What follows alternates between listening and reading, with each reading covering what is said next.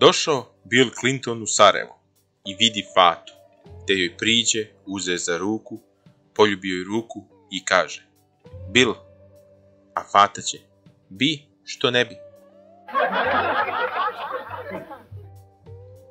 Izašla Fata sa drugaricama na kafu i dotakle se teme serija, te će prva žena: meni se najviše sviđaju ove turske serije, one uvijek imaju tužan kraj. A druga će na to: ma ne, draga moja, ja više volim ove latinoameričke, one uvijek imaju sretan kraj. A ti, Fato, koje ti voliš? Fata malo razmišlja, pa odgovori: pa ja najviše volim ove indijske, one nikada nemaju kraj.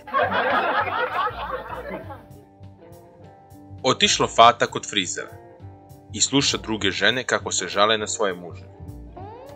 Prva kaže: moj muž je rekao da će biti kod svog brata. Zvala sam ga telefonom, ali on nije bio tamo.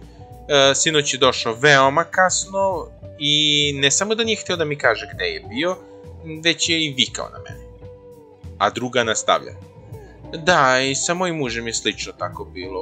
Rekao je da će biti kod svoje mame, ja sam ga zvala, ali on nije bio tamo.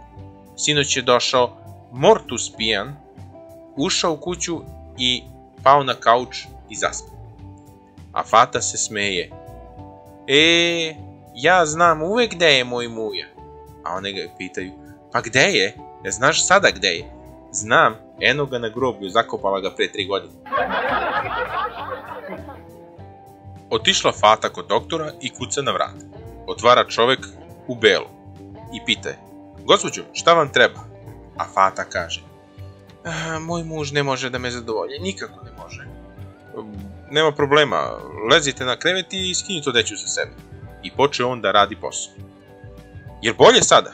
Nije. Zove on drugog, pa trećeg, pa četvrtog, pa petog. I onda je pita: jer bolje sada? Nije. Pa ne znam, gospođo, šta da vam kažem. Sad će doći doktor, pa neka on vidi, a mi smo moleri ovdje radimo nešto. Fata imala 6 sinova i svaki od njih se zove Muja. Pa je prijateljica pita: a kako ih raspoznaješ ko je ko? Vrlo jednostavno, po prezimenima. Ako su vam se svidjeli naši vicevi, lajkujte ovaj video i zapratite kanal za još viceva.